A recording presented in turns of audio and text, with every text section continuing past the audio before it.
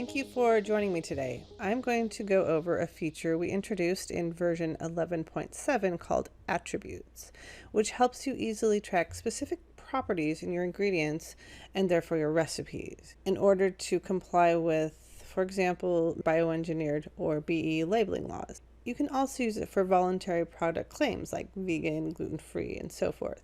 Because of the bioengineering labeling, Genesis R&D comes with the bioengineering attribute ready to use. So this tutorial is going to focus primarily on that, but remember, the same principles will apply to any attributes that you add, and I will show you how to do that near the end of this tutorial. Now, the first thing we do is open an ingredient. And I've got my sample ingredient already created. So I will open that. And then I'm going to go over here and click on attributes.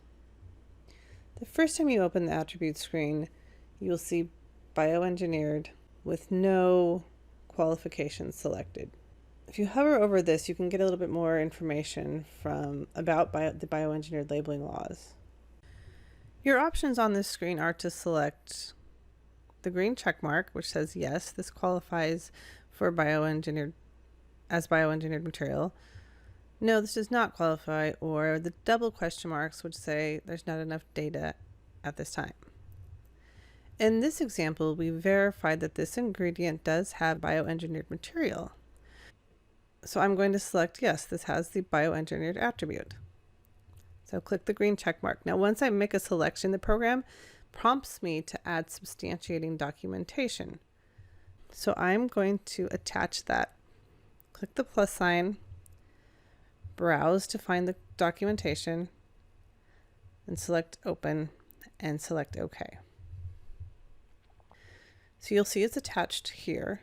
I can remove it by selecting the red X. However, if I do that, it still remains attached. We can see it over on attachments. So let me go back here to attributes. I'm going to delete this to show you how it works. And if I click this again, it automatically appears as an option because it's still, like I said, attached. To get rid of it completely, I would have to go to the attachment screen, right click, and select remove. We're not going to do that today. I'm going to save and close out of this ingredient.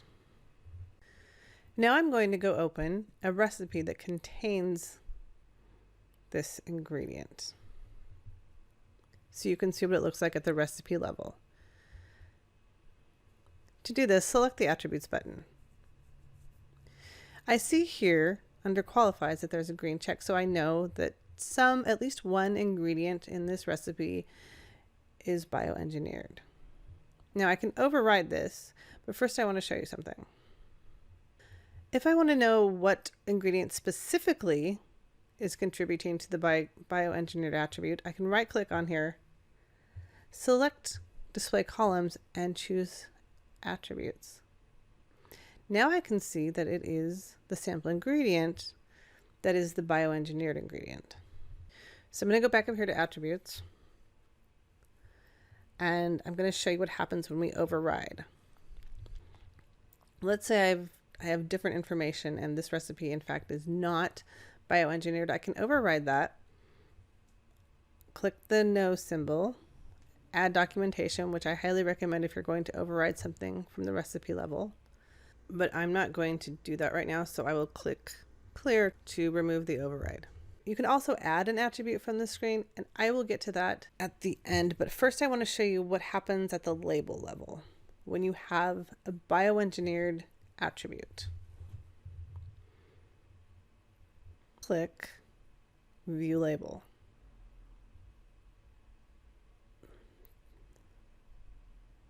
And then I go to Edit Label and select Object Properties. Scroll down here and expand Attributes and click Show for the qualifying attributes list. That will show any attribute that's associated with this recipe. And then for this one specifically, we have included the bioengineered symbol. So if I click Show Symbol, it qualifies for that. Because you have to show either the bioengineered symbol or bioengineered wording on your label, Genesis gives examples of that. looks like this. You have your qualifying attributes. In this case, it's only bioengineered, and the symbol. Because other attributes are going to be user added, we don't include symbols for that. You can add symbols by adding images to the label screen.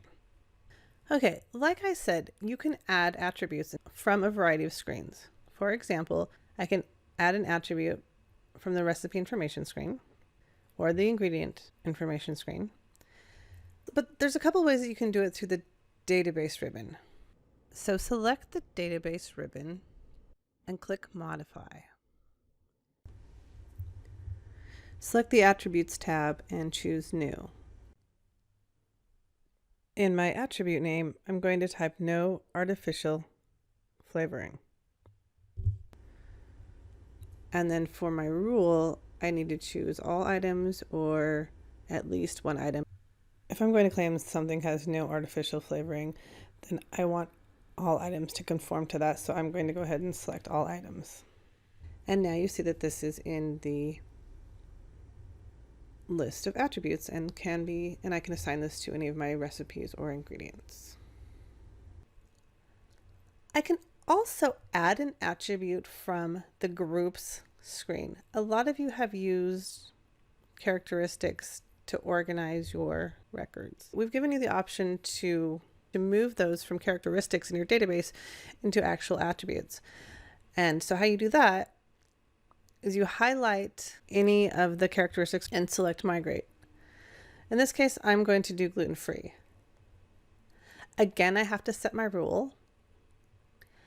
And then when I click OK, it's warning me that this is going to disappear from the groups. I click yes, and it now appears on the attributes page, and any record that you had associated with that group will now have the attribute instead. The reverse is not true. You can't migrate from attributes back to groups. So be really careful of that. Be aware of what you're doing before you migrate from groups to attributes. And that is how you use attributes to track properties in your ingredients. Thank you.